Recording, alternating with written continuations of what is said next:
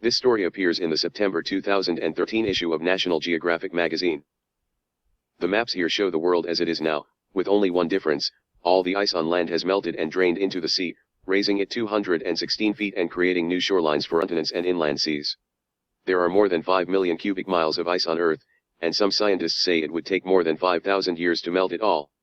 If we continue adding carbon to the atmosphere, we'll very likely create an ice-free planet, with an average temperature of perhaps 80 degrees Fahrenheit instead of the current 58. North America. The entire Atlantic seaboard would vanish, along with Florida and the Gulf Coast.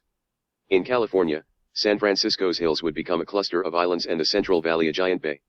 The Gulf of California would stretch north past the latitude of San Diego, not that there'd be a San Diego.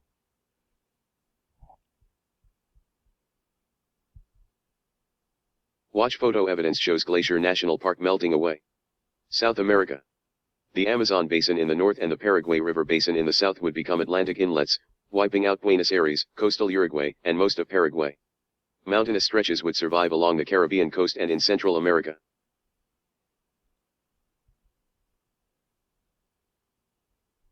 Africa.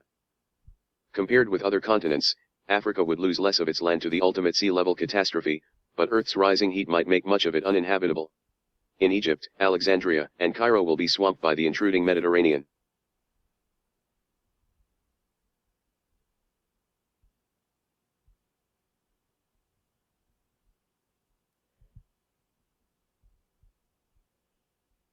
Europe. London. A memory. Venice. Reclaimed by the Adriatic Sea. Thousands of years from now, in this catastrophic scenario, the Netherlands will have long since surrendered to the sea, and most of Denmark will be gone too. Meanwhile, the Mediterranean's expanding waters will also have swelled the Black and Caspian Seas.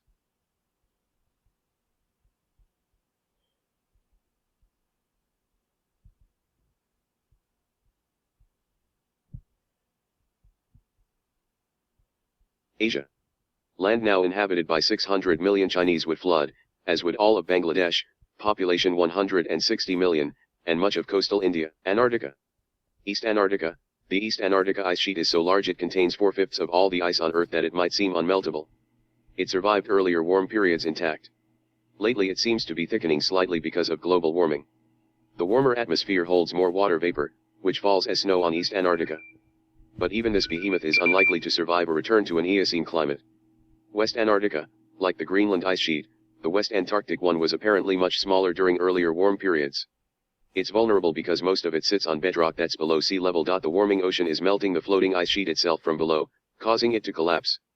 Since 1992 it has averaged a net loss of 65 million metric tons of ice a year.